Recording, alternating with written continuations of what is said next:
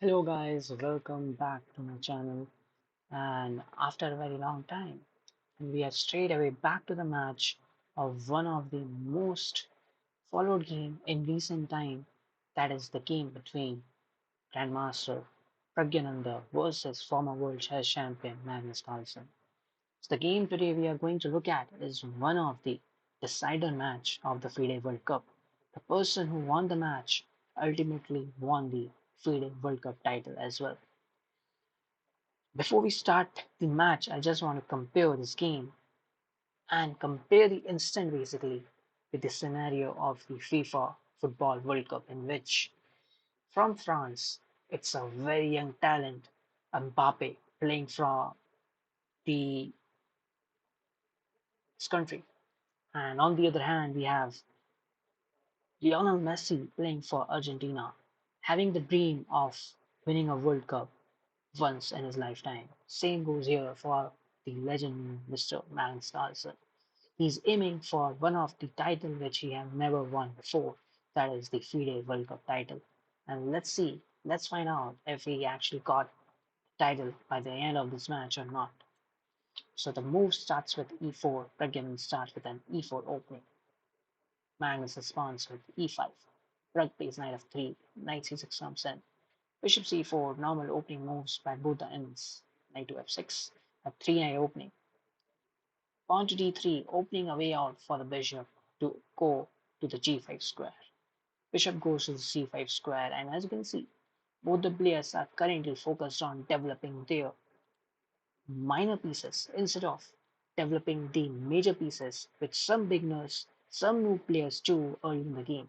So if you are one of those noobs, please, that's my humble request, that do develop out your bishop and knight first, because they will give you the better like piece activity. And if you try to move out the queen early in the game, there is high chances you may lose that queen. So Prag responds with a4,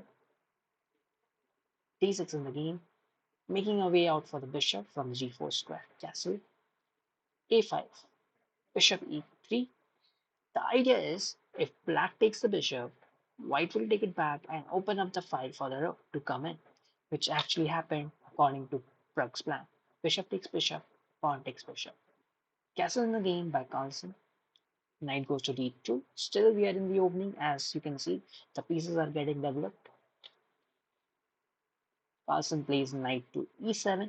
The idea is to jump from the g6 square and then jump the other knight to the g4 square. That's the idea of Carlsen which he's having.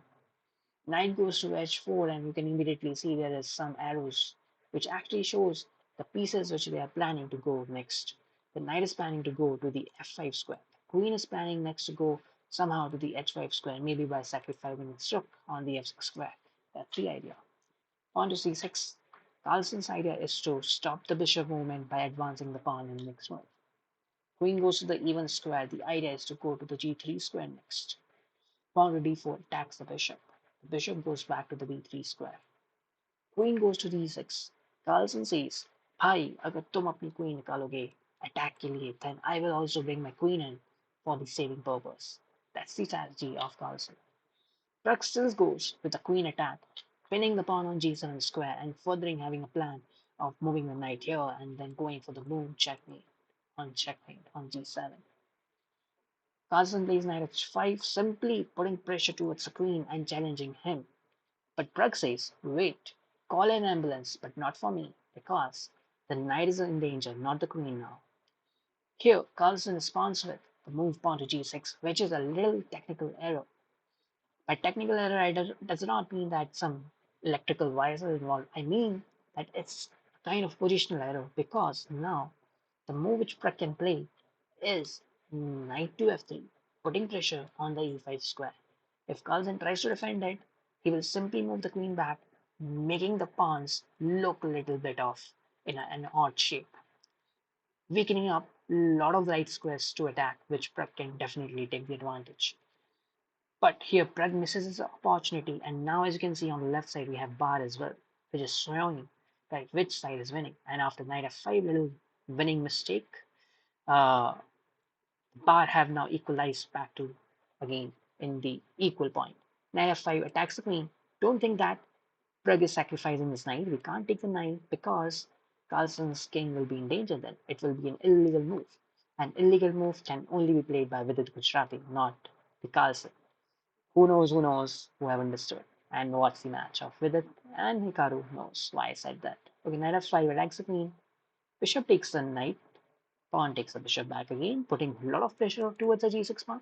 So, to be honest, I will say that Pragg is the one who is pushing in this game, who is creating attack, who is bringing the queen all in, who is planning to bring his rook, who is planning to bring his knight in the game. So, definitely, right now, Carlsen is in the back seat. Carlsen plays king to g7. Pragg plays king to h4, which was a little slight mistake because the engine says, Bhai, you have a knight, Bhai, you have a rook, but why you are actually playing out a king move? Maybe Pragg was planning to advance the pawn to g4, making sure the king gets little safety on the corner square. Okay, king h1, queen goes f6. Carlsen is smart. Carlsen is saying, your queen is looking much powerful than my queen, so let's go for the exchange. And now, Pragg is almost forced to exchange the queens. Queen takes queen, knight takes the queen back, pawn takes pawn, pawn takes pawn. So after the middle game we have now, we are actually in the way of entering the endgame. And now you can see it's almost equal. And still, if you ask me who is pushing in the game, right now it's Pragg. But focus on the time as well. On the left side, you can see Carlsen have 10 minutes in the clock and Pragg have 9 minutes in the clock. And that will be playing a very crucial part towards the end of the game. Pawn takes pawn, pawn takes pawn again. Couple of exchanges. Rook goes to the open file, putting pressure towards the knight. Pragg says, okay, I will defend it simply by moving the rook here, defending the knight. The rook goes all into the center. Moving your pieces towards the center is always a great strategy. Putting pressure now towards the e4 pawn, like this. To which Pragg responds with rook f1, forming a battery, putting pressure towards the f6 knight, and now he's challenging Carlsen to move away his knight. Carlsen is now in the back seat again. He's moving his pieces a little backward, moving the knight to the g8 square, defending the knight back again. Pawn c3 attacks the rook. Rook goes back to the d7 square because as it was getting attacked. And now a couple of rook moves both the ends, and then Pragg suddenly slides away his bishop to the c2 square. The idea maybe is to advance the pawn now to the b4 square. Let's see what happens next. Carlsen also tries to move out his knight. So basically what happens in Grandmaster level chess, players usually play out their same piece again and again till they found the best square for themselves. So that's the strategy both are using, finding the best square for their minor pieces. Knight goes to c4 square, putting pressure towards the a5 pawn and towards the e5 square as well. To which Carlsen is again playing a kind of defensive move, saving the pawn by a rook support. G4. That was a little bit ambitious move from Praggnanandhaa because there was no needed to weaken his own king structure, which will definitely backfire in the coming moves.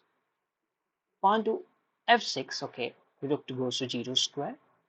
The knight now comes to the party. Knight goes to the h8 square, h6 square, making a room to slide to the h8 square as well. Pawn to g5 attacks the knight. Pragg is saying, okay, first defend your knight. Pawn takes pawn, rook takes pawn.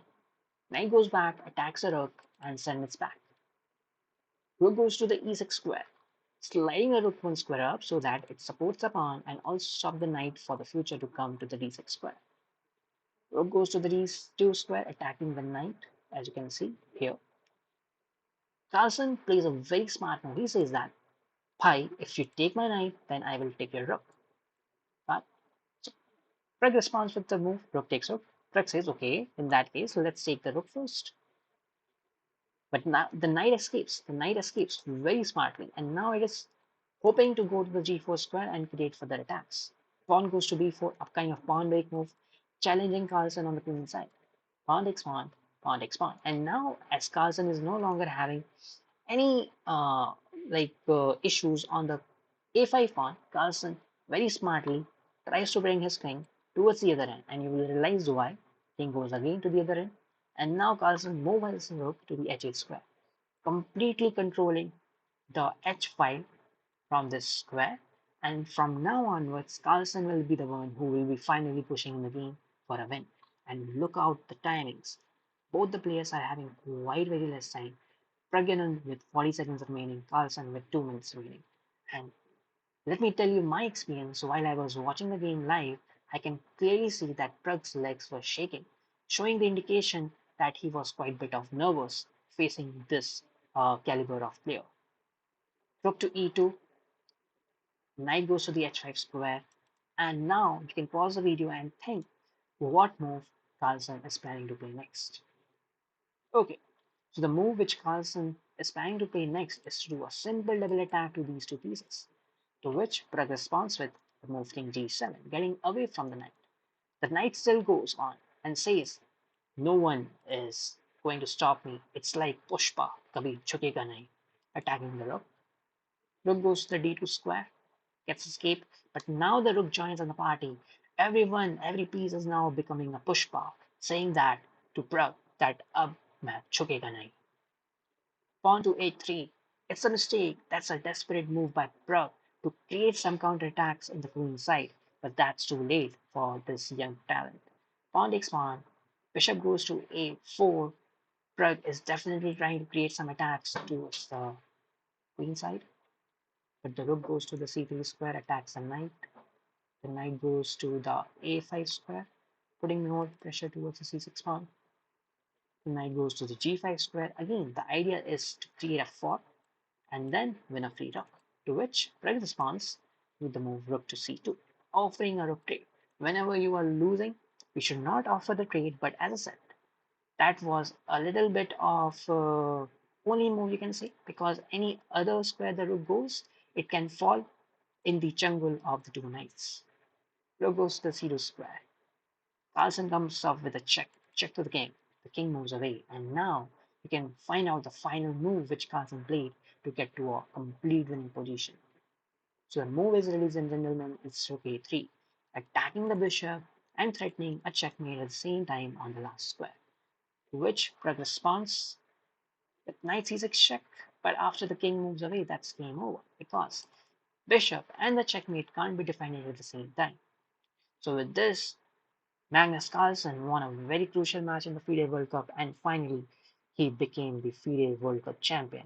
And he, just after winning the World Cup, he tweeted, that is chess, and then completed question mark. So is this the last game of Carlsen we are seeing in the classical chess? Do share your views in the comment section, and if you like the video and get some insights of the game, do like, share, and subscribe. Thank you. Meet you next time.